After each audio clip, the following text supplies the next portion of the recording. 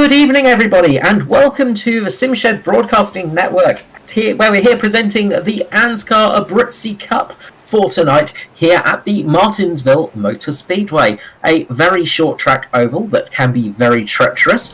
You have to be very careful here because it's very easy to lose the rear, especially through turn 4. But we are down to, well, this is the penultimate round of the chase now. So after this, one more race to go at Phoenix. So we're getting to the point of the season now. Joining me up in the box is JP. How you going, JP? Carl, I'm doing really well, thanks. Another exciting night of Cup racing tonight. Like you said, the penultimate series of the chase, and this championship is still very, very much alive. Yeah, absolutely. There is still a fight up at the front. And speaking of the front, I'll quickly go through our standings. Up in the head of the field is Edward Foster, who has a pretty good lead now, 13 points over Jason Martin. Behind him is Hamish Gallagher with 23 points behind Jason Martin, 36 points behind the actual leader. Just behind him is Josh Micklemore with Michael Skurlock, Jason Hartigan and Danny G, Stephen Williams, Norman Clark, Brad Allison and Matt Hunter. They're all pretty close to each other in that sort of last night from 9, 10 to 11. Obviously, we have 11 drivers in the chase this season, but we are into qualifying now. Just looking at Danny G, last time's winner. See how he goes for tonight. Obviously, the Mitch Motorsport team are going to want to have a bit of a strong comeback after a bit of a unfortunate incident in last week's race, but hopefully they'll be able to get this one working. But Danny G setting a very good time. They're just pipped by Joshua Cow-Walden. Yeah, and it looks like Jason Hartigan may have had himself a little moment there. He was on for a good lap, or what looked like a good lap, a good second lap, and then he just disappeared from the track. Hopefully not a issue again for Hartigan. Of course, he did have a connection issue last time out, so hopefully he'll be able to get back for that one. Just jumping up to the top of the table now, just in P3 now, is Edward Foster with Hamish Gallagher behind him. We've got Jason Martin out on track, and he's going to want to try and get as many points as possible tonight to try and deny Foster of that points advantage that he managed to get last time out. And Jason Martin, I think, just touching the wall a little bit there. He didn't get that first lap in, so he should get this second one in. See how that one goes once he gets through. He looks like he's on a good one too. He's showing 2 purple sectors. And he crosses the line, and that will get him up into the front. It was indeed a good lap. That is a 19.351, 1/10 faster than Joshua Cow-Walden there. Absolute brilliant lap from Jason Martin. And that's really what Jason Martin needed for this round. He needs to be at the front. He needs to try and show these guys a clean pair of heels and get away from any potential trouble tonight. Yeah, he's really going to want to try and get this one working well for him, because obviously with last week where he finished a bit further down the order than he would have wanted to after getting caught up in an accident, and he's going to want to try and get those points back, get that point advantage back for himself. Yeah, 100%, and we're seeing a few of the last of the drivers out at the moment for their laps. So Aiden Schultz now we're running with. He's on a personal best. Getting a good lap there, getting up into P8. So very nice lap time there from Aiden Schultz. And of course, sometimes the second lap is the slightly faster lap too. So we'll see how he does on this one. I'm a bit of a Skittles fan, so I might have to secretly bet on Aiden tonight. I like my Skittles.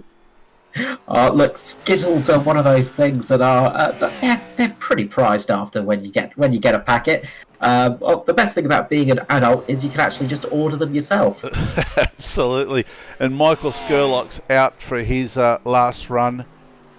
Brings him up in the 7th place. I think he's got one more lap. Or bit of a mistake going through turn number 2 there. Just coming onto the back straight, the rear just jumped out on him. That might cost him a chance to better this position. We'll see what he can do though. as he gets a good run off of turn number 4. But yes, it does. It jumps him up to P4. Good comeback there from Skurlock. A little bit of a mistake going through turn number 2, as I said. Back end just stepped out on him a little, but he managed to get that working in the end for himself. Yeah, absolutely. So now, actually, the starting grid's going to be fairly interesting with Jason Hardigan was the fastest man in practice, but he managed to have a moment there in qualifying. So he's going to be all the way down in 14th. He's going to have a lot of work ahead. But Jason Martin and Danny G have also qualified really well for tonight. Yeah, Danny G getting another good run in there. No Josh Micklemore tonight. So just the 2 Mitch Motorsport cars out there tonight. Jason Martin and and Danny G. So they're going to want to work together. Obviously, this track it can be a good track to pass on. Of course, these short tracks are quite useful in that. So I'm going to quickly run down the grid order. So on the front row of the grid, you've got Jason Martin with Joshua Carroll-Walden. Second row is Danny G with Michael Skurlock.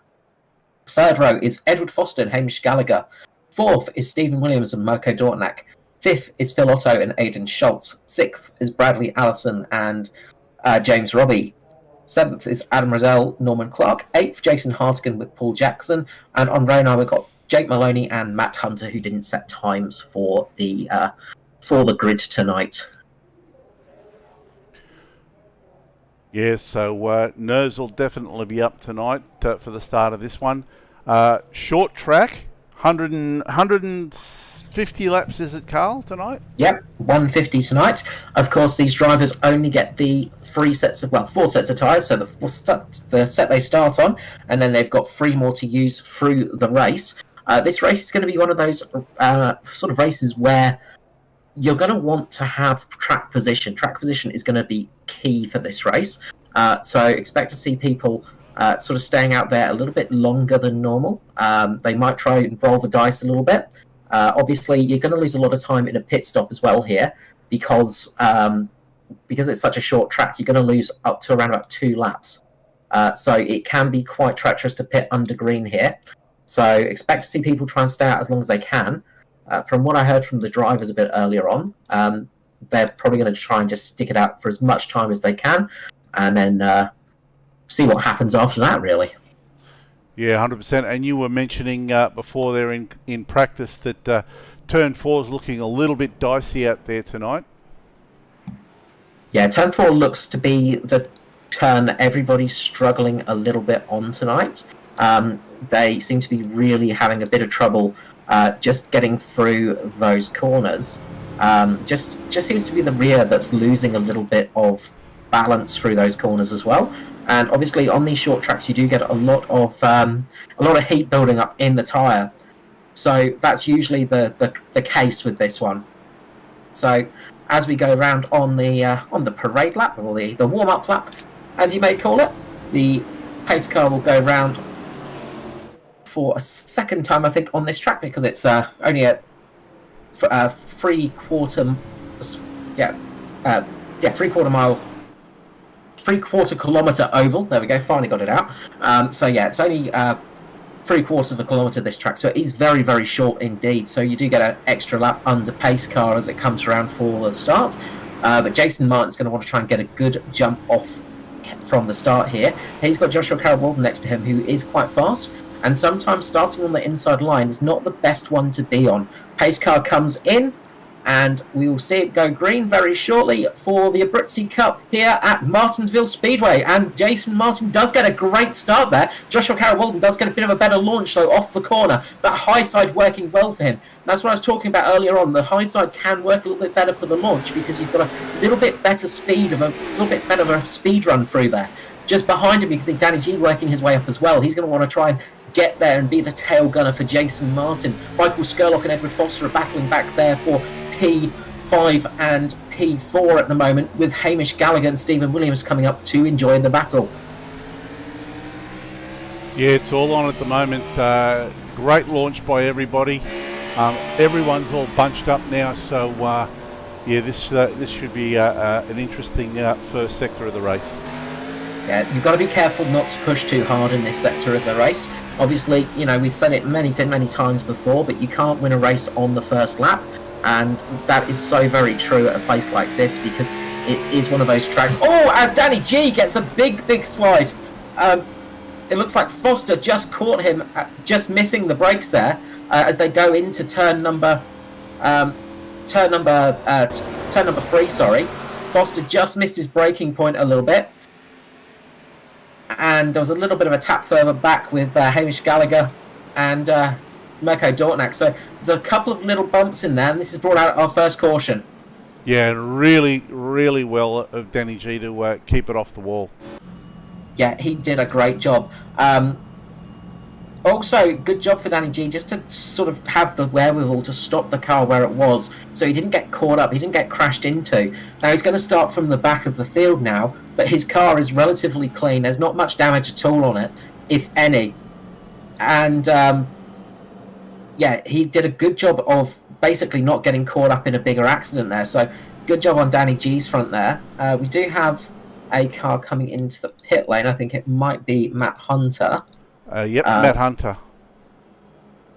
And looks like he might be trying something a little bit different here.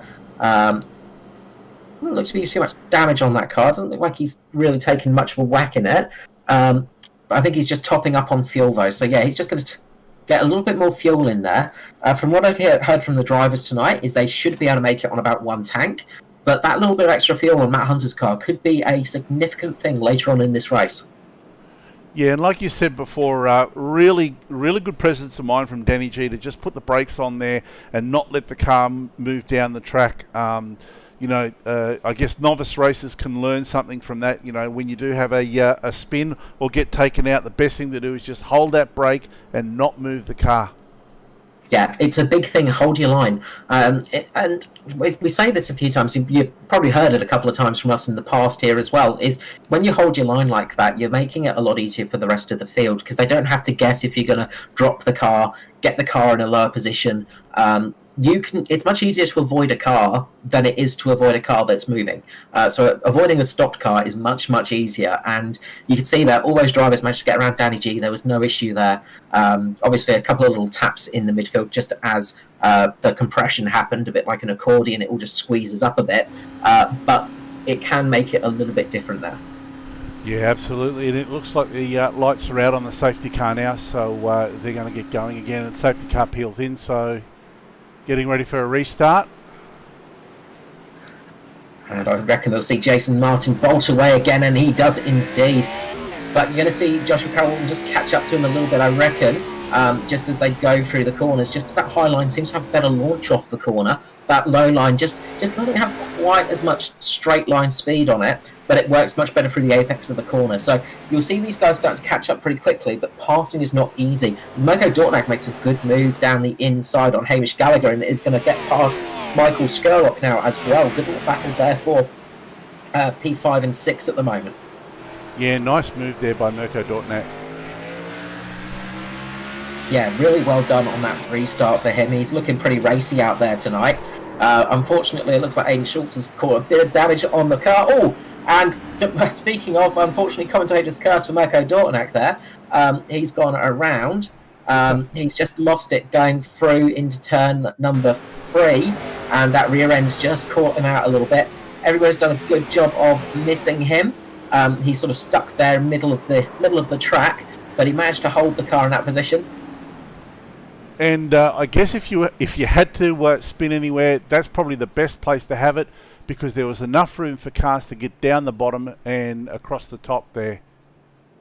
Yeah, it gave the cars a chance to actually get through those positions. There were a couple of little taps in the midfield. Jake Maloney getting caught a little bit from that one.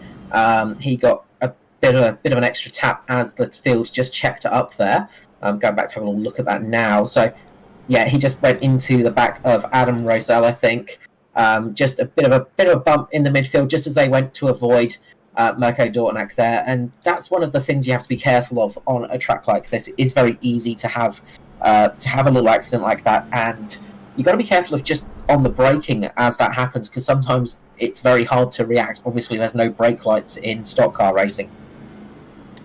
Yeah, absolutely, and these sorts of tracks, these short tracks, would be just so much easier for cars to sort of come together. Yeah, that's it. And it has a much bigger effect as well because it's such a short track that when you go into the pit lane, you're going to lose a lot of time. You can lose a lap under caution even in the pit lane if you're there for a bit too long. Jason Hartigan's coming in now actually, changing his right side tyres and getting some fuel on board. He's also changing the lefts actually, so he's getting a full tyre service on that car. So he's thinking about a little bit later in this race now. We've only got 12 laps past, so we've not really run very far, but those fresh tyres could help him out on this restart. Yeah, 100%, and no one at the front there's blinked, or no one's really had to, because like you say, we're only a few laps into this race, and there's no real reason for them to come in at this stage. No, you give this another 10, 20 laps and they might think differently, as the pace cars like to have gone out. But as I said, track position is going to be key here because it's easy enough to catch somebody on those fresh tyres, but it's a hard enough thing to pass them. Pace car goes in. Jason Martin, will we see him bolt off again? He's waiting, and he's going to wait a bit longer this time just to try and catch the guys out. He's going to drop the hammer now on the straight section. He does indeed. Gets a good restart again. Jason Martin, he's got a lot of practice from running at the front. And you can tell, as Foster just taps his teammate of Joshua Carroll Walden there, just a little bit of late braking. Foster locked up the tyres going into turn number 2. Turn number 3. Turn number 2. Coming out of turn number 2, sorry. And he just caught his teammate there, set him off balance and just dropped him back a couple of positions, giving Skurlock the chance to get on the inside and possibly pass him here. Yeah, and you can see by the attitude on Foster's car that he does not want to let Martin get away from him. He wants to stay with him this race. Oh, Aiden Schultz getting clipped in the side there. Big moment for Aiden Schultz there as he gets just tapped by...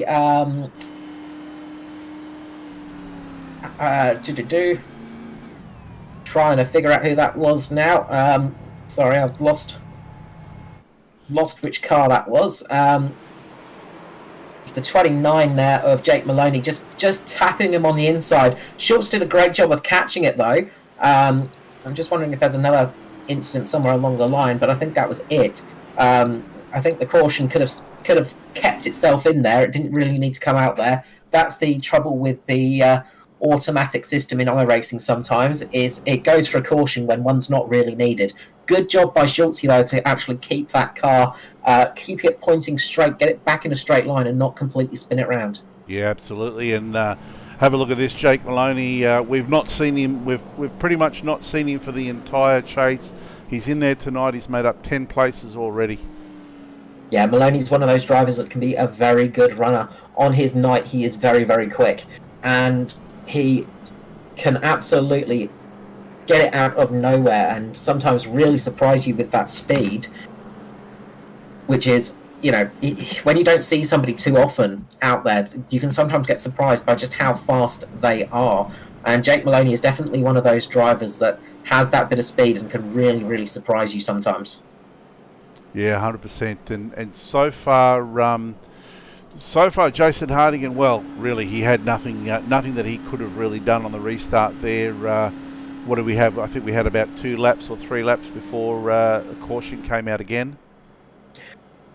Yeah, we didn't have too much time there without the caution.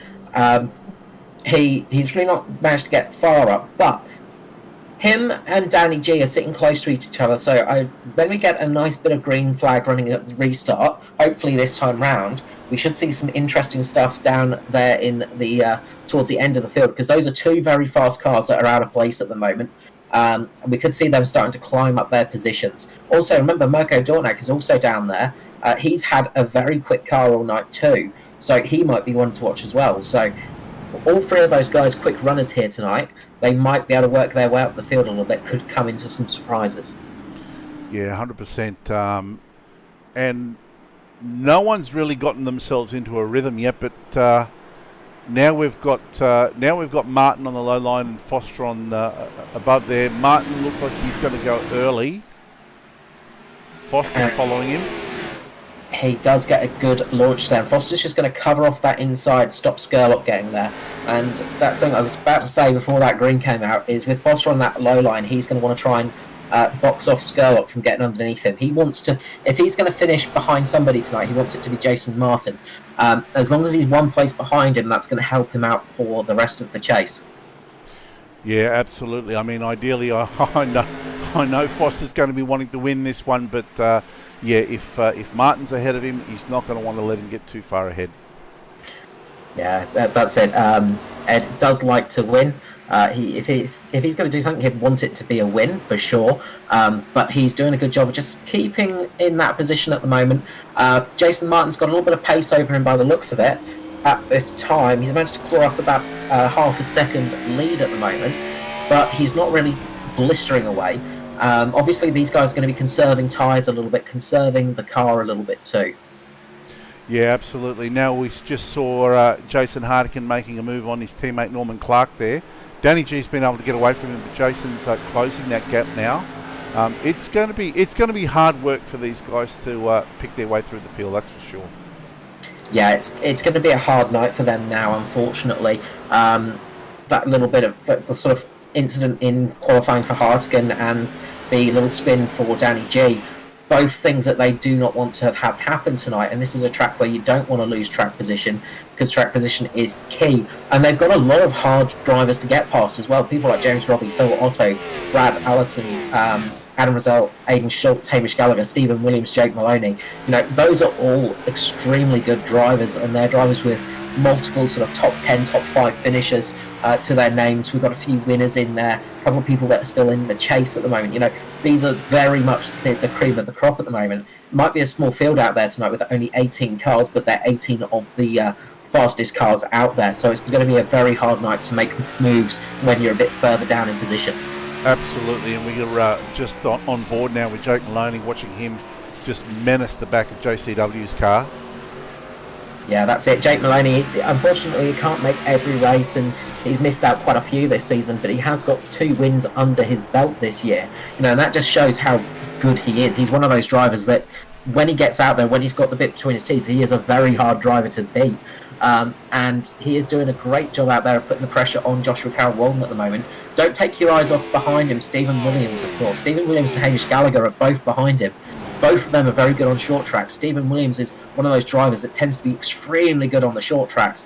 And he's just sitting there at the moment, not pushing too hard, just keeping the tyres with a little bit of life in maybe, preserving a little bit of fuel and seeing how it goes. Yeah, absolutely. And at the moment, everyone seems to be holding station. No one's really making any big moves yet. Still very early on in this race, so yeah, we're just watching to see what everyone's doing at the moment. Yes, that's it now. It's the game of waiting and watching and seeing exactly what happens now, and that's sometimes the hard bit, because you just want to see exactly you want to know what's going to happen later on in the race. But these short tracks, you do need to just get into a sort of rhythm and just settle down a little bit. Obviously, the big thing for these drivers is going to be the tyre drop-off. When the tyres start to drop off a little bit later on, that's going to start really affecting them, because the cars are going to feel different. You're going to have trouble with the vehicle, because obviously you're not going to get the same grip levels you had before. You've got to work around that as we get another caution. Mirko Dortnak. Jackson and Mirko Dortnak, I believe. See if we can find out exactly what happened there. No, Mirko Dornak's just lost it through turn number 4, the treacherous turn number 4, and that back end's just gone round on him. He's managed to catch the slide, slow the car down, not much damage on the vehicle at all, but he's had to just reverse it and park it a little bit. Again, caution probably wasn't really necessary there, but it is unfortunately the thing with the iRacing system. Sometimes they do like to have cautions, as Stephen Williams comes in the pit lane. Yeah, and I was just about to say before that happened, this is just what the guys need, a decent run so they can start getting a rhythm going and start getting into the flow of the race. Yeah, getting everything into its position, getting that rhythm going, getting everything working for you is what you need. Especially on a short track like this, you just need to get everything everything in the way you'd like it. You want to get the car sort of working how you want it to as well. But these guys pitting in, because Danny G also came in. We had a few pit stops there. Stephen Williams, Bradley Allison, Norman Clark, Matt Hunter, and Danny G all came into the pit lane then. So they've got some nice fresh tyres on their car. They could be a bit of a threat on the restart now, because they're going to be starting from around about 14th down. Remember also Jason Hardigan, he's on slightly fresher tyres as well as those other guys. So he's going to have a little bit of an advantage on that restart. He might just have a little bit more grip to his car than some of the other drivers. And look at this, Mr. Skittles in 7th place. I love Skittles, Carl. I know who you're going for tonight. It's strange to hear you're wanting another car to win, but yeah, a glorious paint job there for sure. Some of these cars have been absolutely immaculately presented. These paint jobs. Some of these guys paint their own cars. Some of them they get painters to paint them for them. But it just goes to show the I guess the level of intensity, the level of professionalism that they have with their teams and how they run their liveries. That's it. You get some very good paint jobs out there, and there are some very skilled people. It's a tricky thing to do as well. Those guys that paint their own cars deserve a good pat on the back, because it's not an easy thing to do. As the pace car slips into the pit road, we're going to see the restart again. When will Jason Martin drop the hammer? I imagine he's going to wait until he gets to the straight. He's going to wait for it, and here he goes, just on the edge of the corner. He puts the foot down, gets a good restart. Foster gets a bit of a back wheel slide there. His tail just got a little bit happy, and Skurlock is going to be the one that's going to make a good restart there. He's going to get underneath Foster, and this could be tricky for Foster to get back to that low line. He's managed to do it. Oh no! Big contact there. Jason Martin doing a brilliant job of holding the car though. Oh, look at this! Look at this! Oh no! Oh no! Mr. Skittles has gone as well. Aiden Schultz getting into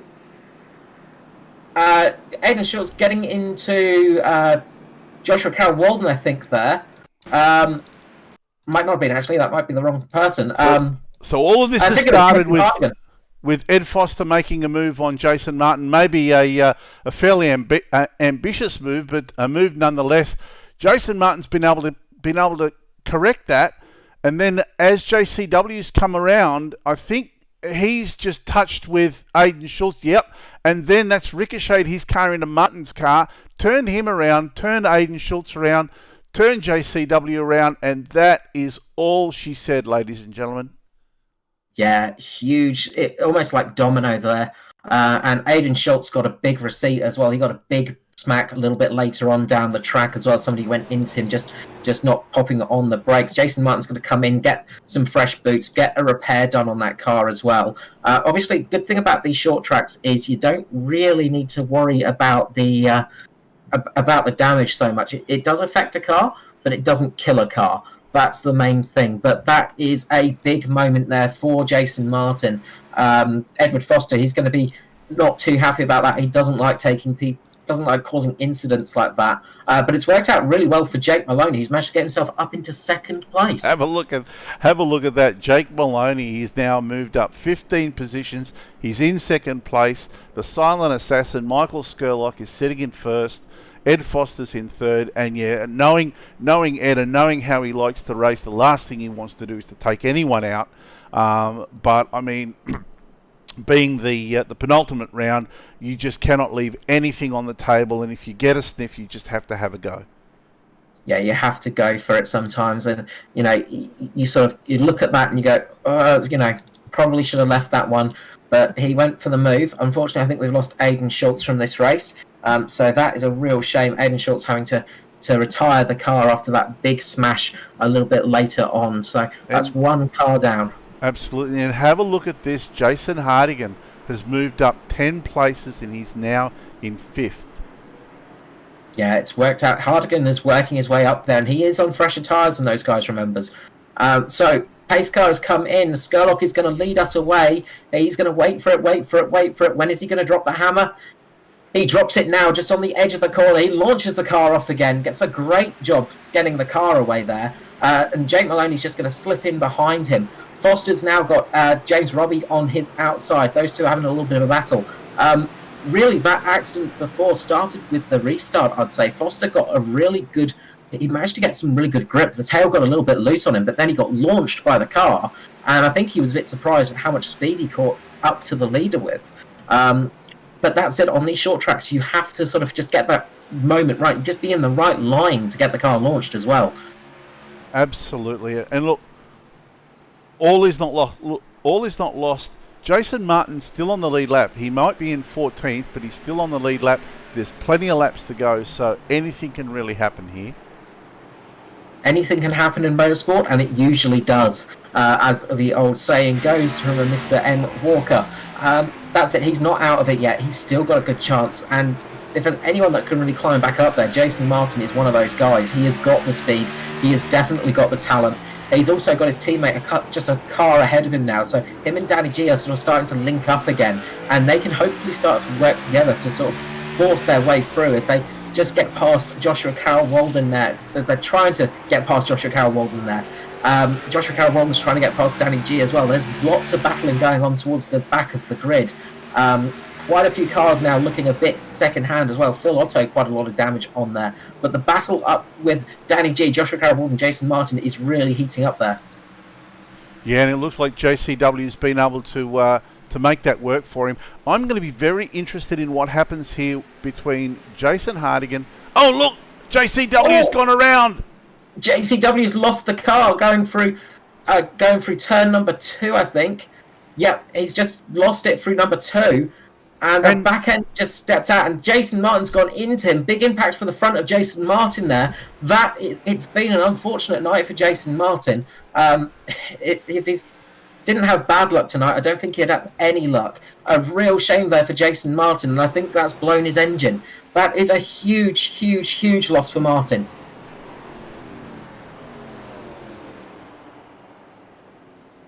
Yeah, look at that. Absolutely, have to feel gutted for Jason at this stage. He'll be in the pits, I'd say, getting repair. But even if they're able to repair the car, it's not going to be the same, is it? No, I think he's retired the car. Unfortunately, he's disconnected. So I think that's him out of this race because there was a lot of damage on the front end, and that's not how you want to end your season, for sure. A real unfortunate one there for Jason Martin, who has put up a great fight all year long. Just got very unlucky in this race. Yeah, this is probably the worst anticlimax. I mean, we were looking forward to an absolute ding-dong battle between Foster and Martin going all the way down to the wire, and this is not how we want to see the championship unfold. Absolutely. And, you know, it's not how anyone wants to see it unfold, but motorsport can be fickle sometimes. It can be a cruel mistress. When your luck is good, it's good. When it's bad, it's very bad, unfortunately. But just talking about some of the cars out there, we've got 3 cars out there that haven't stopped yet, and that is Skurlock, Maloney, and Hamish Gallagher. All 3 of those cars not stopped. Phil Otto as well hasn't stopped yet. So those guys are staying out and just giving a bit of a roll of the dice at the moment. Not sure how much Phil Otto is going to be able to do with that rather crumpled up Simrig sponsored car there. Not what you want to have driving around a track like this. But he is sort of out there, so it'll be interesting to see how he does on the restart, because I think what the trouble was is these guys were starting to get to a point on their tyres where the rears are just starting to give up that little bit of life. We're on lap 49 of 150 now, and I think those rear tyres were just starting to get a little bit worn. And on those restarts, on those couple of laps after a caution car, you tend to have a bit of trouble getting the tyres back up to temperature sometimes if they are worn, and it can cause a little bit of an issue. Yeah, absolutely. On top of that, with all of these restarts, no one's really able to get into any sort of rhythm. You know, we saw one sector there where the cars were sort of looked like they were going to start to sort of work together, and then we had another caution. So here we go for the restart. Let's have a look and see what Skurlock does now. And he gets the car, big amount of rear wheel spin there. He's almost sideways around the corner, drifting it round. But Jake Maloney got a better start there because he didn't get that wheel spin. Skurlock's going to have to just keep that car down now. And these two are going to have to work together with Hamish Gallagher to try and keep those guys on the fresher tyres behind them. You've got Stephen Williams, who pitted a little bit earlier than the other guys. He's sort of got a little bit more wear on those tyres. And Stephen Williams is going around the outside. He's got plenty of grip. Yeah, Williams is looking good at the moment because he's got those tyres that haven't done as much of the run. So he's going to be able to hold that outside line pretty well, keep a good grip on it. But Jake Maloney is just bolted away at the moment. He's gained a good lead over Skurlock of almost just over half a second now, and he's going to want to try and improve that.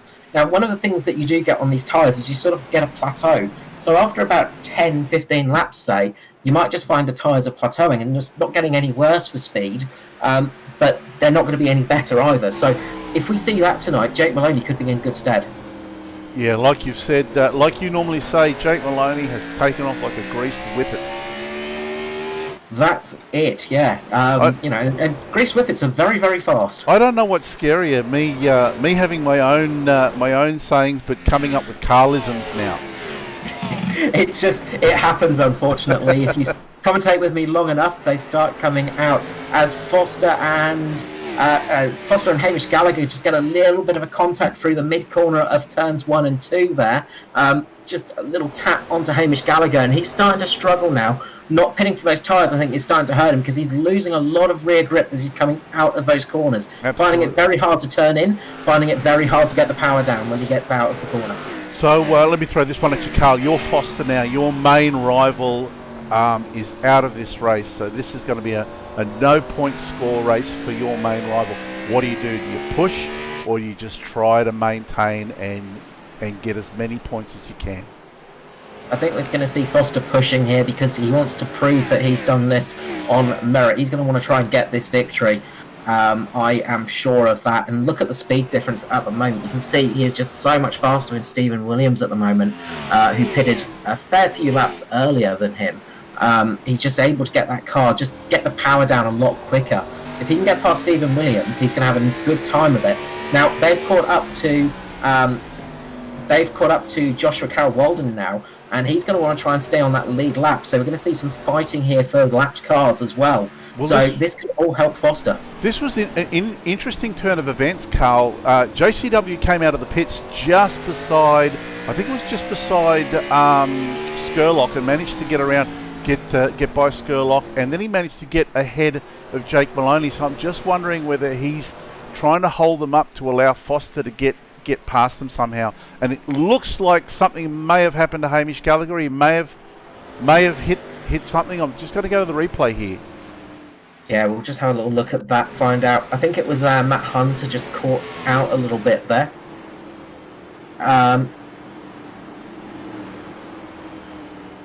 So yeah, it looks like Matt Hunter's just left it a little bit late and just caught the back of Hamish Gallagher there.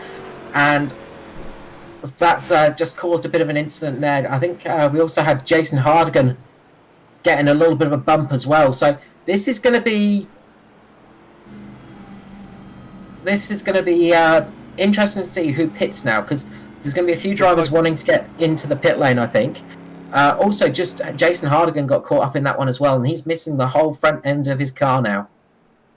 Jason's in the pits now. He has had an absolute shocker of a season. Shown moments of brilliance. He's had the pace at quite a fair few tracks, but things just have not gone his way. But like you said, that is just motor racing for you. It is, and Jason Hardigan's not had a bad season at all by any means. 3 wins this year, 15 top 10 finishes, 12 of those were in the top 5. You know, that is a pretty good finishing result. You know, the only person with more wins is Jason Martin, of course, with 6 wins this season. Just to show the dominance of him this year, he's had a very good year, and just unfortunately that luck. He had poor luck at the beginning of the season, and it seems bad luck's come back to haunt him at the end of the season now. But yeah, really good race season for Jason Hardigan, of course. Pretty much nailed his spot as Rookie of the Year, really, there. Yeah, absolutely. And just as I'm looking through the field here, Danny G has managed to get himself back up to 3rd.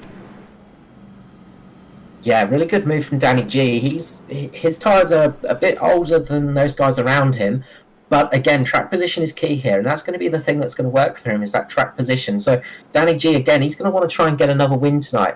You know, he wants to finish the season off strong, get another win under the belt, see what he can do there. Just behind him is Norman Clark, who's managed to make up 10 places. He's come up from 14th to 4th now. Really quiet night from Norman, but he's managed to get back up there. And didn't I say earlier on, watch out for Mirko Dortnak? He's back up in the top 5. Yeah, 100%, and yeah, absolutely. Danny G will be coming off a massive high from last week's win, so definitely watch out for him. Restart's going to be all important here. Yeah, restart's going to be important. Stephen Williams might be in a little bit of trouble because his tyres are going to be a bit weaker than those guys around him. As the pace cars come in, he's going to drop the loud pedal. When's he going to do it? He made a little feint there, and Foster thought he was going to go early. He's not going early. He's going to wait. He's on the straight.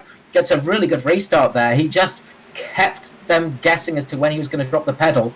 So good job there by Stephen Williams, dropping that loud pedal when he did. Because, yeah, he was going to struggle with the initial grip there, and that's the thing. You just don't have the traction in those tyres because they're a bit... Well, they're very old and they've lost a lot of the sticky rubber that you need on them. Yeah, absolutely. And he needed to make sure that he was pretty much pointing straight before he pulled the trigger on that restart, and he did that absolutely perfectly. Yeah, Foster was hoping he would go mid-corner. He was trying to urge him to go mid-corner because that was his biggest chance to get through there. But he's still got some good tyres underneath him. He's still got a bit of an advantage over Stephen Williams, so he's going to try and make this one work the best he can. James Robbie having a good night as well, up there in 5th now, so he's working his way up the field too. So good job from these drivers. As I said, we've got a very strong field out there tonight. There was only 18 drivers, but they're pretty much 18 of the best drivers we have in the ANZCAR League, and they are really sort of working their way up there, even though some of them had a few mistakes and a few awkward moments where they dropped to the back of the field. Yeah, absolutely. And oh, look at this. Jake Maloney out to the outside of James Robbie there. Looks like he's going to make it stick. James doesn't give up too easy, though. No, he's really trying. But Mirko Dortnak just lost the car mid-corner. They're going to go 3 wide down the back straight for a moment. Dortnak's not going to have the runoff. This could be the moment for Jake Maloney. Him having that high line there just really paid off there when Dortnak made that small mistake and has given him that position. Yeah, really played into Jake Maloney's hands there. Could not have gone any better for him, really. And now he's making a move on Danny G as well. Maloney on those slightly fresher tyres. As I say, he pitted a little bit later than the rest. So he's looking pretty good now as well. Yeah, absolutely. And he's going to absolutely eat up the cars in front of him. Yeah, he's going to try his best to get up there, and we've seen he's got some serious speed when he's out front in clean air, and Foster doesn't really argue the point there. He could see that was inevitable, really, and he's going to let Maloney get past, not battle too much, not risk too much, and Maloney's going to go underneath Stephen Williams, and this could be the option for Foster as well. Give Foster that opportunity to get underneath Williams there. Foster tries to, but he doesn't have the grip that he needed to get there, and that's allowed Stephen Williams to keep that second place. Yeah, he just wasn't close enough to the back of Maloney to make that move stick. No, but what great speed from Maloney. Oh, James Robbie's got a big moment down the front straight. He's managed to save the car, but he had a big skid out of turn number 4. That rear end just letting go of him, but we did remain green, thankfully. But Jake Maloney's just got some serious pace as Foster goes down the inside of Williams and gets second place. Great move there by Foster. We'll see if we can have another look at that. Yeah, he just got the card. Stephen Williams just lost a little bit of grip on the entry, and Foster's managed to make him pay for that. That rear end just lost a little bit of grip. Foster down on the inside. Nice clean pass there, straight through. Good job by Foster. But look at how quickly Maloney is checking out at the moment. He's almost 2 seconds ahead of Foster now. Maloney has got some serious pace at this stage. He is just dropped the hammer and checked out. He's got fresher tyres, he's got the pace, and he's definitely going to use it. But Ed Foster's not doing too badly there. In second place, gap's grown a little bit between Foster and Stephen Williams, and then Danny G in fourth there. Yeah, they're working it out quite well. Just looking at the lap times, that last lap by Jake Maloney was a 20.2 basically, 20.14 actually, that last lap. Foster was a 20.9. So Maloney is up by about 0.8 of a second. That is a huge amount of time to be up there with. Yeah, absolutely. And we just caught Skurlock there making a move on Norman Clark and making that one stick. Yeah, Skurlock's going to want to work his way back up there as well, and he's working his way through. Norman Clark getting past Jason Hardigan as well, is absolutely flying through the mid-pack as well. I said earlier on that that Hardigan had lost his nose. Well, it seems to be helping him a little bit because he's flying up the field. He's managed to get up into 9th place. Great job from him.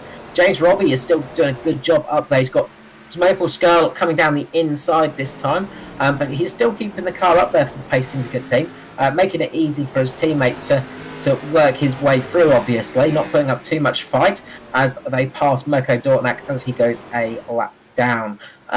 But yeah, really good job, really nice work there, from the Pace Syndicate drivers of Skurlock and James Robbie. They've really worked it out quite well there, managed to orchestrate a way to get through there. And this is going to allow Skurlock to start chasing down people like Danny G. Yeah, absolutely, and you can see how strategies are starting to play out now. Now it's not so much fuel strategy, but it's very much tyre strategy. And with that tyre strategy, Jake Maloney has just cleared out to almost a 4-second lead, actually over a 4-second lead on Ed Foster. Yeah, he is just absolutely flying out there. You just really, you cannot fault the speed of Maloney at the moment. It is just insane.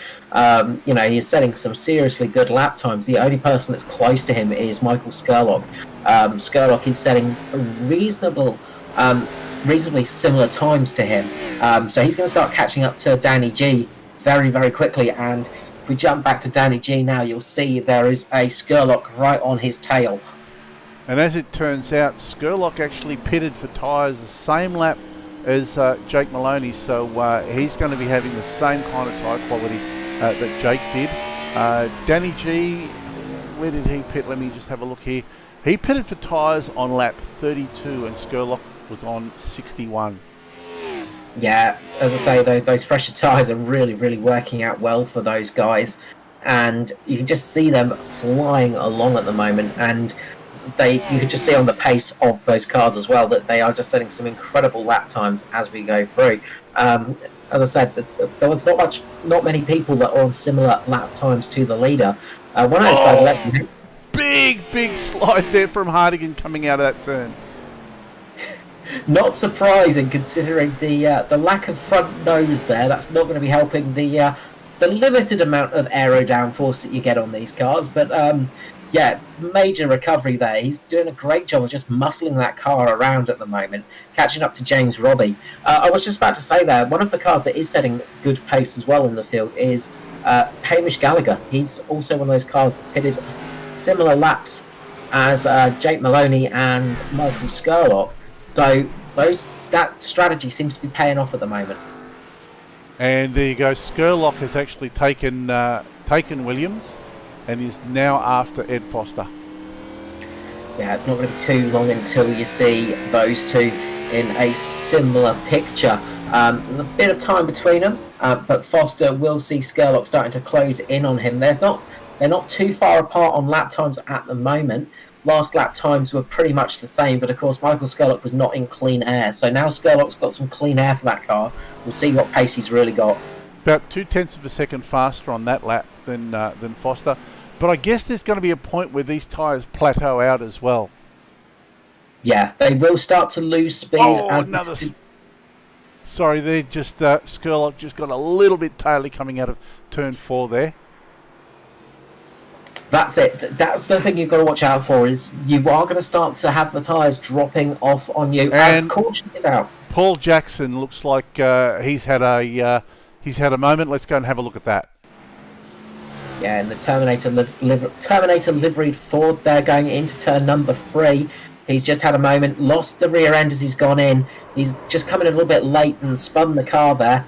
He managed to get it back going again. So again, it's one of those cautions that really probably didn't need to come out because it wasn't a car in the way. But unfortunately, the iRacing system does like to say cautions and get them out as whenever these things happen. So it's one of the unfortunate thing about not having somebody there to press the button. Now, as we see the leaders coming into pit lane, who's going to risk it and stay out there? Is anybody going to do that? We'll soon find out, though, as it looks like everybody's pitting. James Robbie, I think, is staying out. So James Robbie's going to risk it out there. He's going to stay out on those tyres. Matt Hunter is also going to stay out there as well, I think. So a couple of cars playing around, seeing what they can do there. Well, look, I guess, Carl,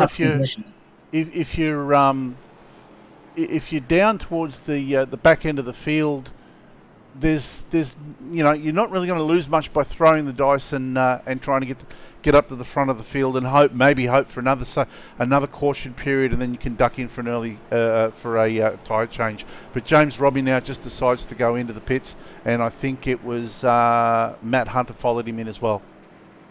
Yeah, so they've all come in. James Robbie there was going to get a bonus point for leading, I think. So he should get that, I think. So it's nice to get that on the books. Have a lap led. So he's got that one done, but we're not going to see much difference at the front now. But everybody's going to be on the same tyres. So that's going to be the big thing now. Is they're all on the same strategy. So yes, it's going to equal out the playing field now, as we're on lap 93 of 150. So they should be able to go to the end here on their tyres. Just having a little look through. Looks like Joshua Carroll Walden's used, if he grabbed tyres, he might be on his last set of tyres. Looks like everybody else has got one fresh set left. So that's another big thing to look out for, is who has a fresh set of tyres here. So the guys at the front have only done 2 stops, so they've definitely got a fresh set of tyres left in the kitty if they need it. But now they're all going to be on equal pace. Will we see Jake Maloney running away with it again, now that he is on the same tyre as Foster? That's going to be the interesting thing now. How much pace does Foster actually have? Yeah, absolutely. Well, he's going to have the control of the field, I think, on the restart. But like you said, it's evened everything out now, and Foster saw Skurlock coming, so he knew that as soon as he saw Jake Maloney diving into the pits, he had to go in, and of course Skurlock had to follow as well. Yeah, you sort of at that stage you've got to go for it, because you've seen how much advantage you do get with a 20-lap difference between tyres. They really do make a difference on that speed and pace as they start to go into double file now as the pace cars' lights go out. Foster's going to have that high side again. It's not the first time he started out there tonight, so he knows how it feels out there tonight. Skurlock's going to have that inside, and this could be tricky for Foster because he's going to want to try and get down and block Skurlock off as fast as he can. When's Jake Maloney going to drop the loud pedal? He's going to wait until we get on the straight, and away he goes. Good restart by Jake Maloney and Michael Skurlock as well. Skurlock got a good launch there, but Foster's going to cover the inside line. He manages to get that inside line covered. Skurlock has a little bit of a twitch mid-corner, which has just popped Stephen Williams slightly out of position. Danny G's going to be able to... I hope Danny G's going to try and punish him for that. Get down on the inside and get through. You can see also Joshua Carroll Walden as well.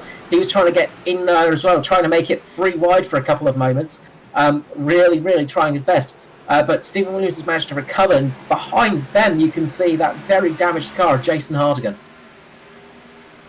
Yeah, he's certainly not giving up, and he's got Mirko Dortnack on his outside.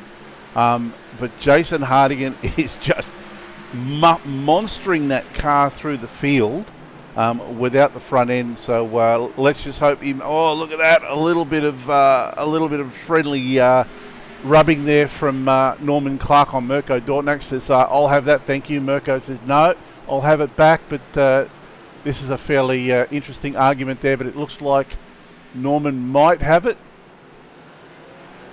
He looks like he's going to get down the inside and get that job done. And Clark does take that position. He's got his teammate ahead of him now in that very beaten up car. Obviously, the paint designer for that one's not going to be so happy about it now. It doesn't look as good as it did earlier on in the race, but up a bit further ahead, Danny G's managed to get steadily ahead of Joshua Carroll-Walden. Now he's going to try and hunt down Stephen Williams, who's trying to hunt down Michael Skurlock, who's trying to hunt down Foster, who's trying to hunt down Maloney, who's managed to pull a half-second gap out already. Jake Maloney's still got some seriously good pace out there. Yeah, look, this is some interesting stuff going on here. And Stephen Williams seems to be holding station really well as well. So, yeah, very interesting. Let's go down the field. We see there's a bit of a battle there between Adam Rousell and Hamish Gallagher. Yeah, Gallagher's managed to get that one done, get through and get ahead of Adam Rousell, who's been having a solid end towards the season as well. Another rookie in the series, Adam Rousell. Been having some good little results and showing some good turns of speed. And this is really what you want to do in this kind of racing, is just show consistency, speed, and just ability to race, really. It's his 12th, this will be his 13th race now. It's had one top 10 finish, which is not to say anything negative about him, because it's very hard to get a top 10 finish in this series. And we're looking at Danny G and JCW here. Look at how close they are going through that. They come out, and then Jason Hardigan ranging right up on the back of Danny G. Danny trying to close the door on Jason, but Jason's pushing him out a little bit. Danny G's doing the best he can to defend, but he's being stuck up there on the high line. Oh, big I think moment that was for Paul Jackson again. Yeah, Paul Jackson is up in that wall, and luckily those guys were racing in single file then, because that could have been a big nasty one. He's just gone around, he's gone into the corner too high, got onto the marbles, and that rear end has just come out on him. He's tried to stop the car from rolling back, make sure there's no one around him, got the car back on the track. Good little recovery there from Paul Jackson. But yeah, that was just maybe a little bit of inexperience in the series there, a little bit of inexperience on the track. He was trying to make it nice and easy for those guys to get through. Unfortunately, he's hit the marbles on that very outside line of the track, and he's just lost all front end grip. Easy thing to do in these cars. Absolutely, and look at this, how unusual. We've got a caution.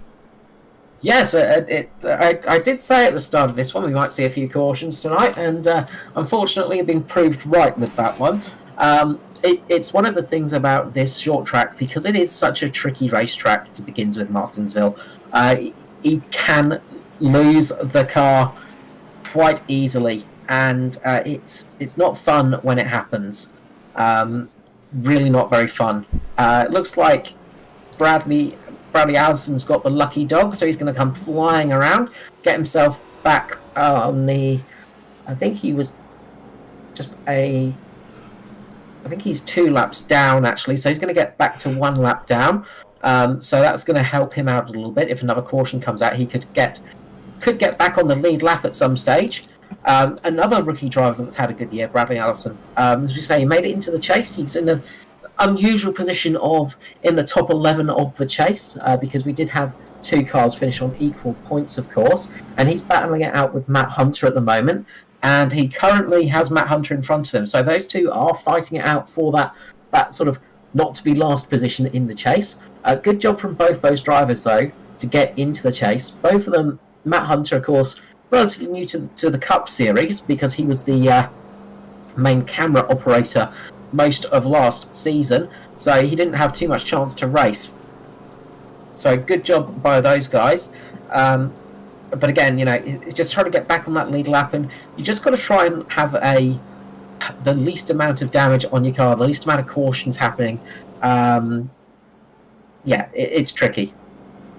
Yeah, 100%. And I'm going to look for Jake Maloney to go early on the restart. Now, I think he's pretty cunning, and I think he's gonna throw maybe a curveball on the restart and go a little bit earlier, see if he can catch some of these guys napping. Yeah, it'll be interesting to see what happens here with Maloney. I reckon we might see him drop the loud pedal just towards the end of the corner. Of course, it can be dangerous doing that, because you can lose the rear end, and you can give the advantage to the driver on the outside. So we'll wait and see what he does. He might do a little bit of a jockeying around, try and make Foster think he's going to start a little bit sooner than he actually does. We saw that a couple of restarts ago where Foster got ahead of Maloney for a couple of seconds and had to put the brakes on, and that gave Maloney the chance to really run away with it. So he's going to try and get that working. The pace car comes in, they come into turn 3 and 4 once more on this lap 110 of 50. We've got 40 laps to go tonight. Maloney's going to drop the pedal. When's he going to do it? He does it right here on the exit. Great restart by Maloney. He managed to get that one working perfectly for him. Foster's done a good job too.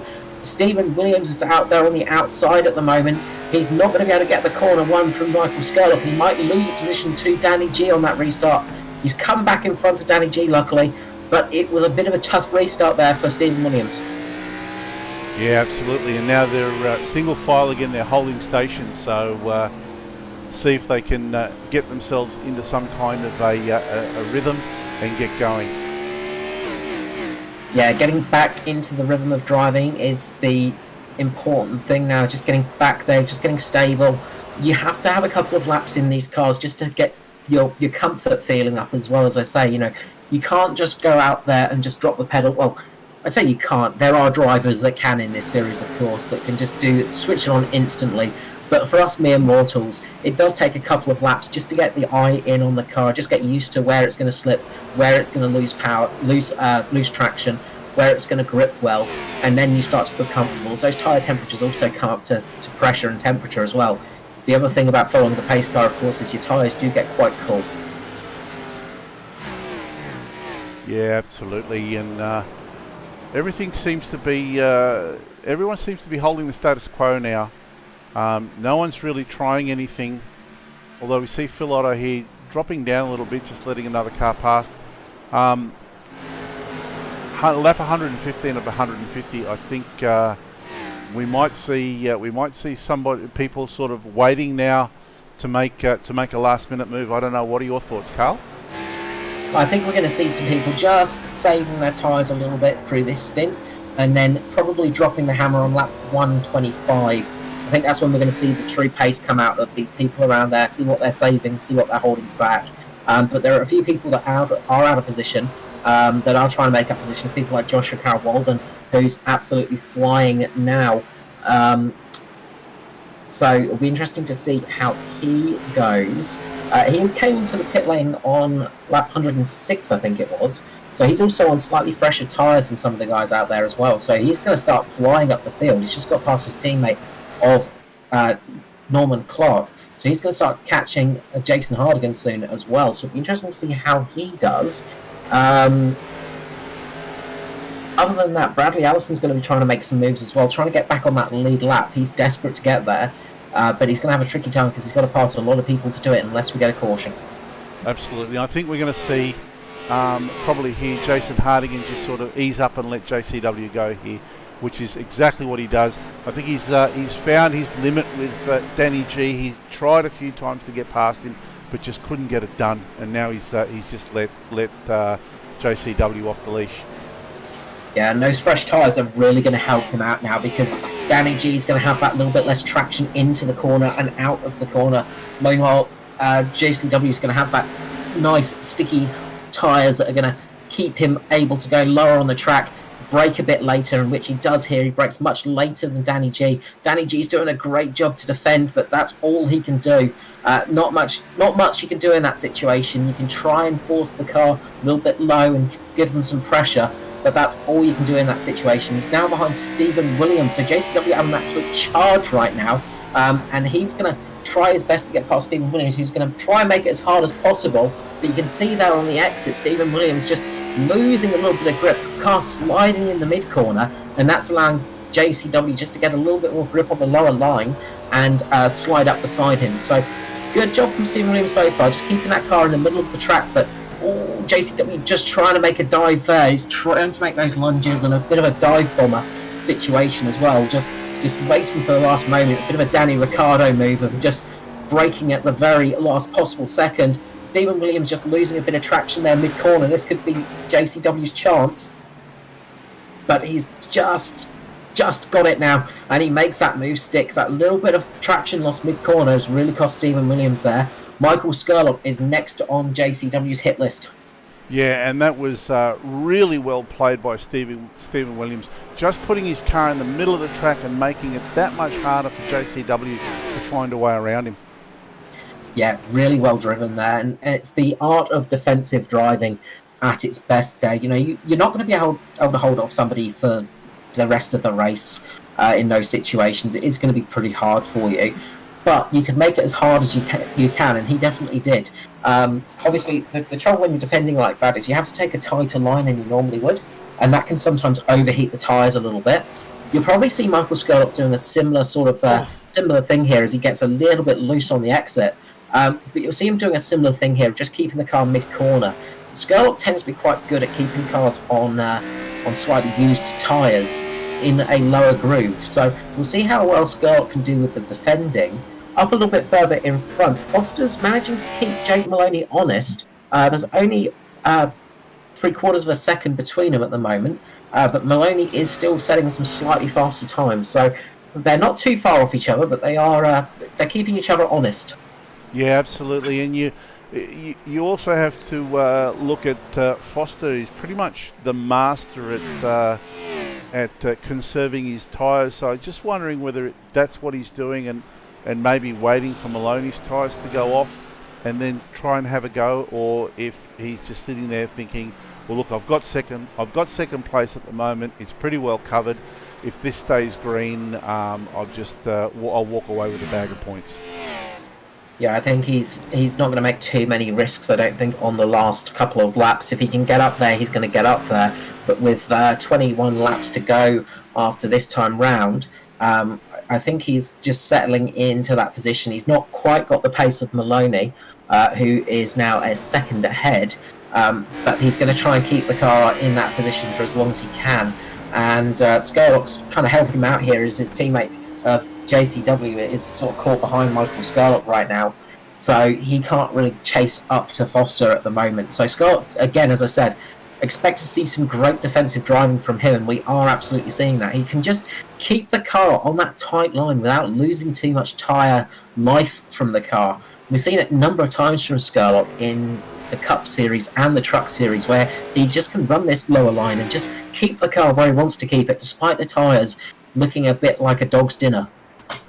And looks like we might have had an issue here with Mirko Dortnack and Paul Jackson. I'm not sure.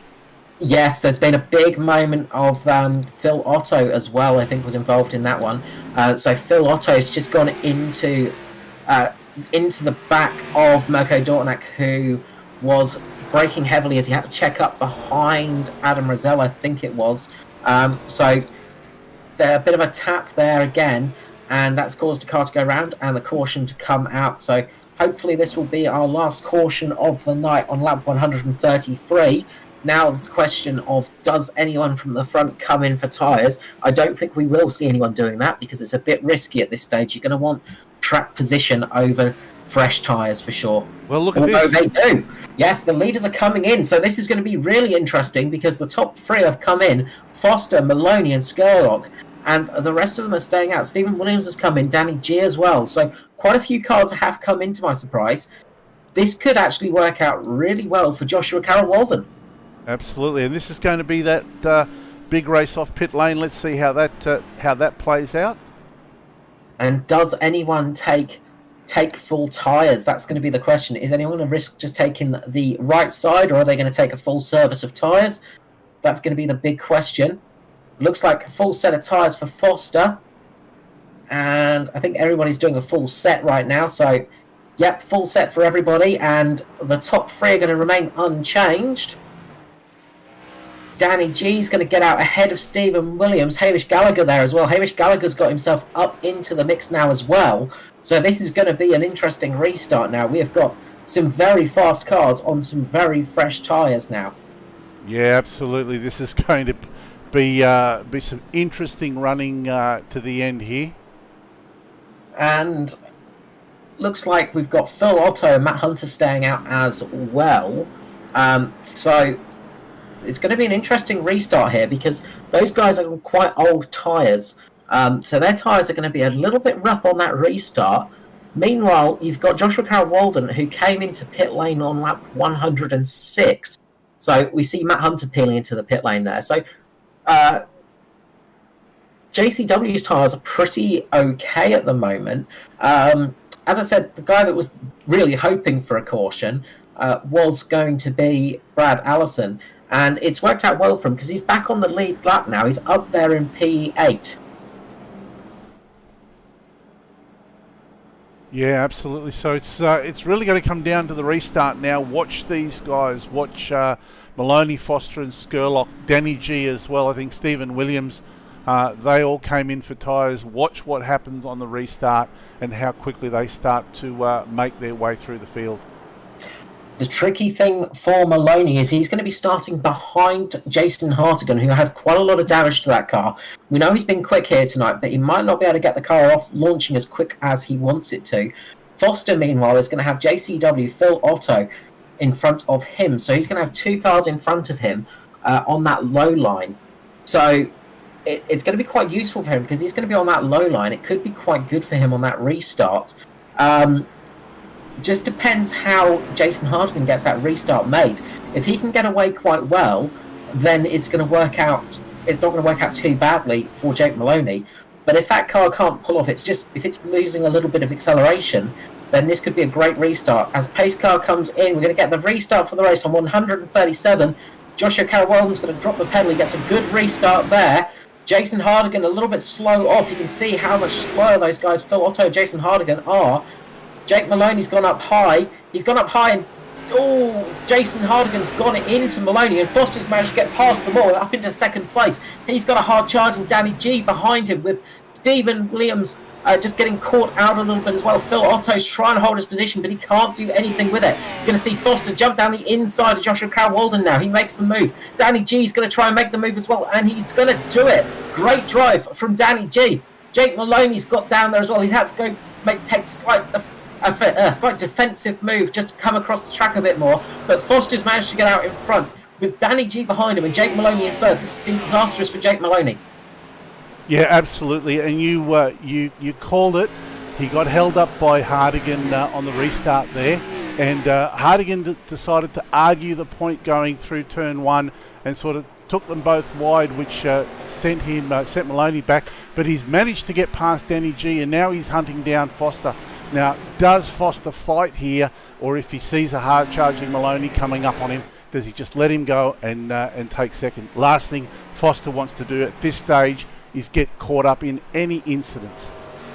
Yeah, he's going to want to make it to the end with only 8 laps to go. He's going to want to make it to the end in a good position. But the question is, how much can Jake Maloney catch up? He's got a half-charging Hamish Gallagher behind him as well.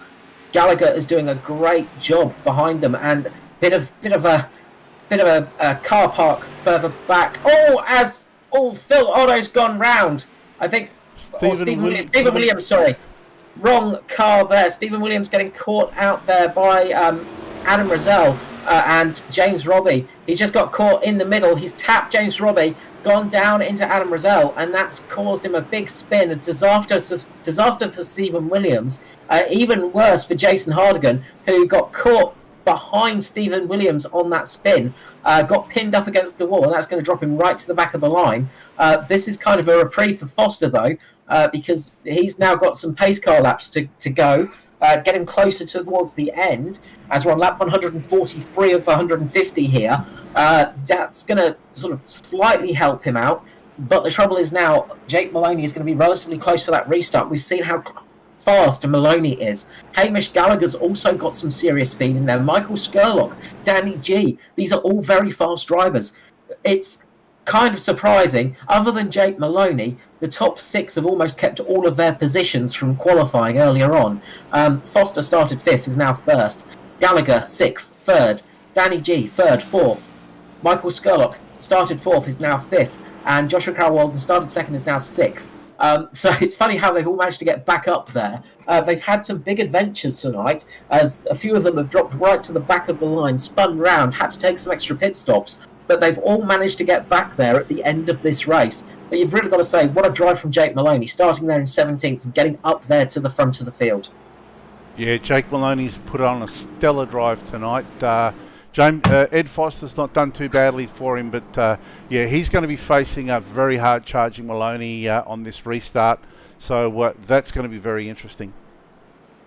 It is sometimes the tricky thing of having a relatively good qualifying session, as it doesn't look like your race was that good. That's one of the hard things sometimes. But brilliant job from Foster for keeping up there. Again, great recovery from Hamish Gallagher and Danny G, because those guys were right at the back earlier on. Michael Skurlock is still keeping up there, and he's been there all night long, just keeping there all the time. So we're going to see a couple of laps of green flag running here, not too much longer in this race. This is going to be the time where people are going to make those risky moves, so we might see a green-white checker for this one. Yeah, this is it, and there's so many permutations. We saw Jason Martin go out early in the race. But last thing Foster wants to be doing now is following him. He needs to close this race out. So whether he does it in P1 or not, he needs to see the checkered flag. That's it. That's got to be his goal right now. But I imagine he's going to want to get a win as well to really cement it. Of course, we've also got to mention quickly, just bringing us these beautiful camera shots on the stream. Track cams for Gourmet. Again, just bringing these beautiful camera angles, making it look so good out there tonight, as always. Yeah, some absolutely brilliant camera angles tonight. And like you said before, we're seeing all the usual suspects at the pointy end of the field. It just goes to show in this series the cream just keeps rising to the top. Does indeed. Look at this, Foster goes really early. Foster gets a great run there, but Jake Maloney has got some serious speed on the outside still. He tries to make it work. He leaves it very late. Very close to Foster. He's got a good run on the outside again. Will he be able to get around Foster on the outside here? He's going to try it. He's been getting a great launch off the corners. You can see how close those two guys are running at the moment. Foster is really trying to hold it there, but Maloney's got the speed at the moment, you've got to say. He's just got better drive out the corners. He's keeping it side by side with Foster as they go around turn number 4.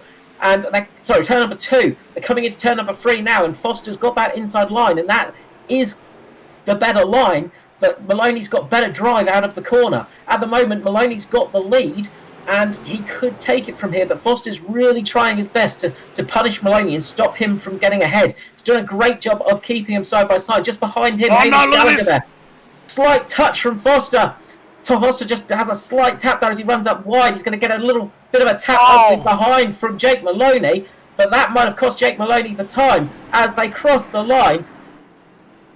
Foster manages to take it. The Hybrid Racing Solutions white flag lap was missed there because it was so frantic there at the end. Right at the finish, though, Foster manages to pip it. Brilliant job of just holding Maloney back, but Maloney almost got it. He just did he was really trying everything he could there to get past Foster. That was one heck of a finish. He threw everything at Foster but the kitchen sink, and yeah, that race was not decided until turn 4 on the last lap. Yeah, that's it. That very last lap is the one that mattered, and it sort of, as they came through, Foster just managed to get just off balance Maloney. Maloney did a good job of keeping it there. He caught the wall, but he managed to keep second place. Hamish Gallagher managed to get into third in the end. Great drive from Gallagher, just taking that third place away from Michael Skurlock, but that is a big one for Foster tonight. That's going to be a great help for him. Yeah, absolutely. That is really going to pay dividends to his championship series. Yeah, that's it. We've got the one race remaining in Phoenix. It's not all over for sure. There is, Jason Martin still has a chance of taking it out. But it's got a lot harder from tonight. This is not going to help him out for that final race. And Foster blows his engine right at the very end there. You've just got to be happy that iRacing team owners don't have to pay for engines, don't you? Absolutely. Okay, we'll wait for the drivers to shake down and get up into the green room. But what a race there. Let's just run through our finishing order. So first place, Edward Foster. That great battle with Jake Maloney in second. What a run from Jake Maloney from 17th to second. Drive of the day for sure. Third place with Hamish Gallagher, managing to pip Michael Scurlock at the end, who started fourth and finished fourth. Danny G there got a little bit unlucky in the race, but managed to recover the car up to fifth place. Brilliant drive from Danny G again.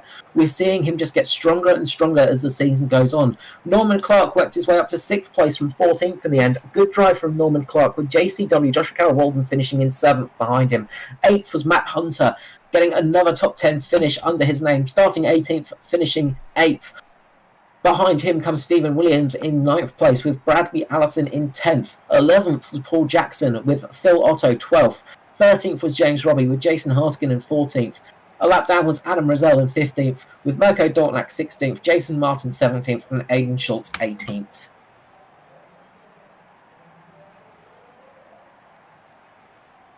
Okay, so we'll just grab down the guys that are up there quickly as we look through. We'll grab down the race winner first of all, as we have some technical issues just happening in the background, so we're going to have to wrap up a little bit shorter. So we'll grab down Edward Foster for the JP Simshed.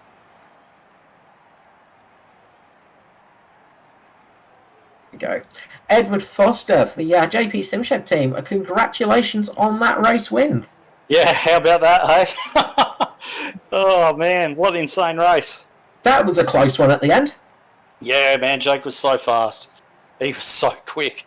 Yeah, I was able to sort of stick with him on the long run, but he'd sort of pull out a couple of hundredths every lap or so. He was just a little bit better on the exits than I was.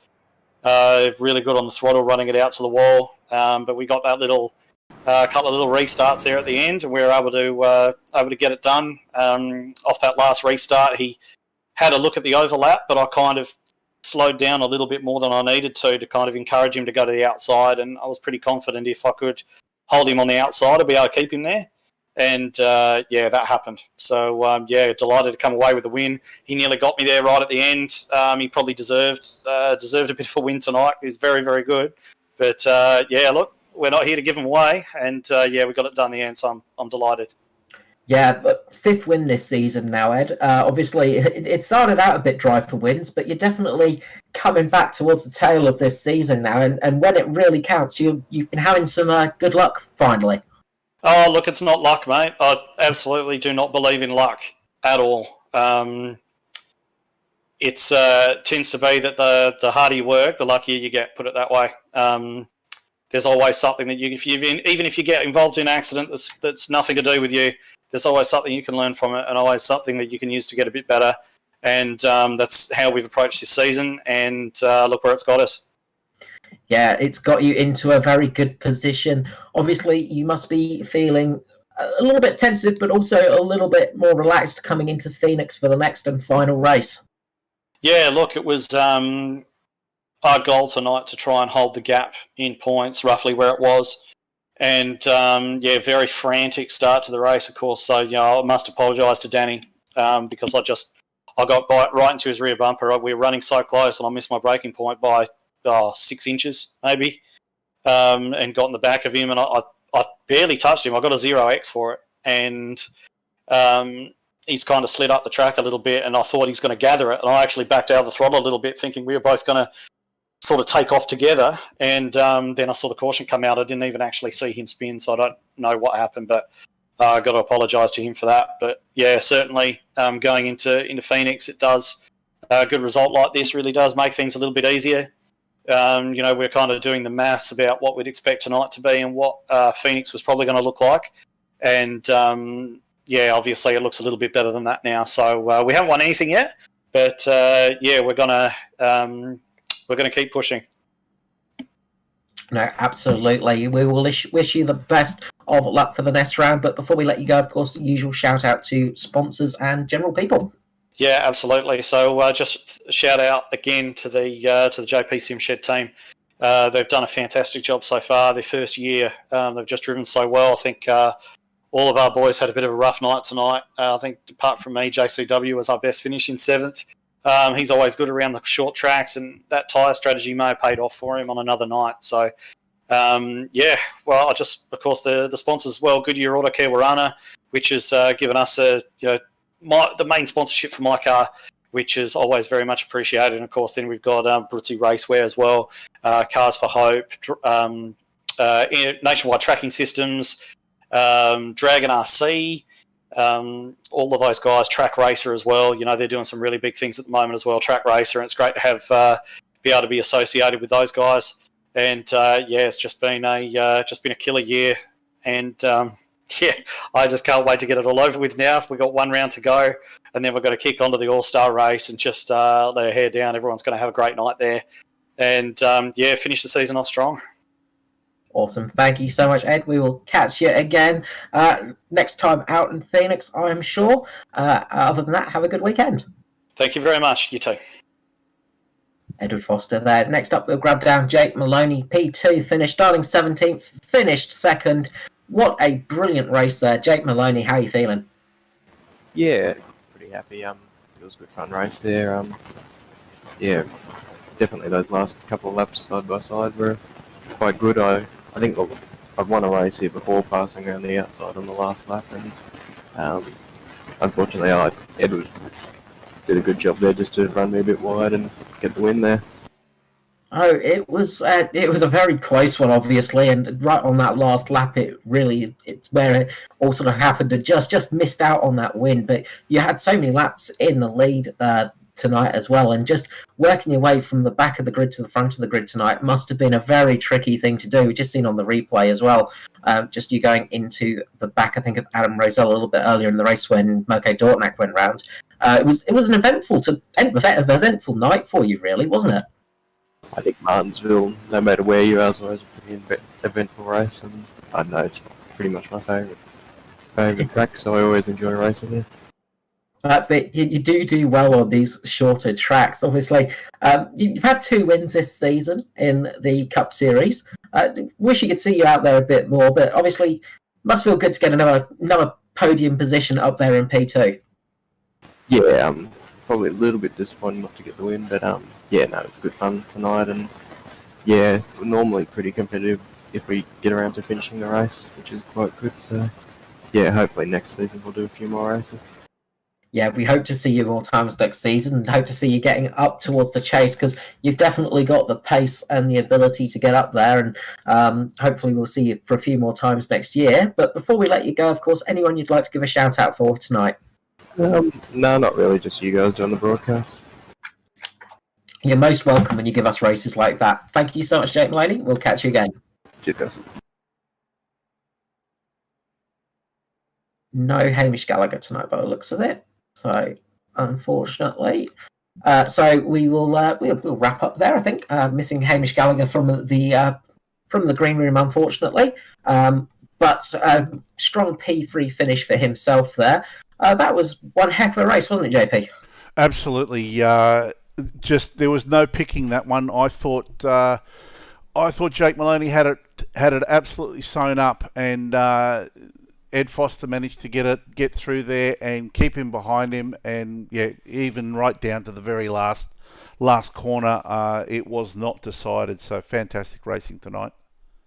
Yeah, we saw some really close, hard racing. Unfortunately, a few too hard touches, but a lot of rubbing where nothing came of it, which is what you want to see around places like Martinsville, and that's part of the charm of the touring car, the stock car series, of course.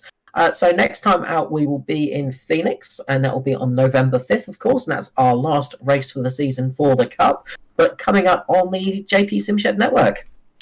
Yes, so we've got a little bit coming up on the JP Simshed Network. Tomorrow night we've got the Gentleman Sim Racing Friday night triple treat with the production cars, the stock car road series, and the V8 supercar series. On Monday night we go back to the Gentleman Sim Racing Club with their Monday night doubleheader with Intro to Wings and their GT Series race. On Tuesday, of course, we've got the Nationwide Tracking Systems V8 Evolution Series. This week, the guys are heading to Barber Motorsport Park, so that should be some really interesting racing in the V8s at Barber. And then on Wednesday night, it's a little bit more casual with the Split 2 Drivers Lounge, where we get a few of the drivers that were racing in Split 2 on the Tuesday night to get together and have a bit of a chat about their race, how it went, while we show a replay of the Split 2 series. And As always. Of course, on Thursday we're back to Phoenix with the ANZCAR Abruzzi Cup. Yeah, that's it. An awesome week and lots of fun things to watch, of course. And thank you so much to everyone who was new joining us tonight. We really appreciate it. And make sure to that subscribe button or hit the follow button on the other streaming services to keep up to date with all the action, because there is plenty of action coming on the SimShed Broadcasting Network. Absolutely. So, what a good finish, as I say, for Foster, and I imagine you're quite happy as a team owner tonight with that one. But obviously, Phoenix coming up next. It's not over by a long shot. Things can always happen in racing, but it is going to be pretty hard for Martin to catch up from there, unfortunately. We would have been nice to see a real nail-biter of a finish, but you've got to give it to him. Great season for all those drivers so far, and it's going to be a fun one for that final race in Phoenix. Absolutely. Look, I mean, at the end of the day, no one could have seen Martin having engine issues and having to leave the race early tonight. But at the end of the day, anything can happen at Phoenix, and it's not over until that last car or the first car crosses the finish line there after 150 laps. Yeah, it's going to be a very interesting night, and we hope to see you there. So I wish you all a good night. Thank you so much for joining us, and we will see you all again at Phoenix. Bye-bye.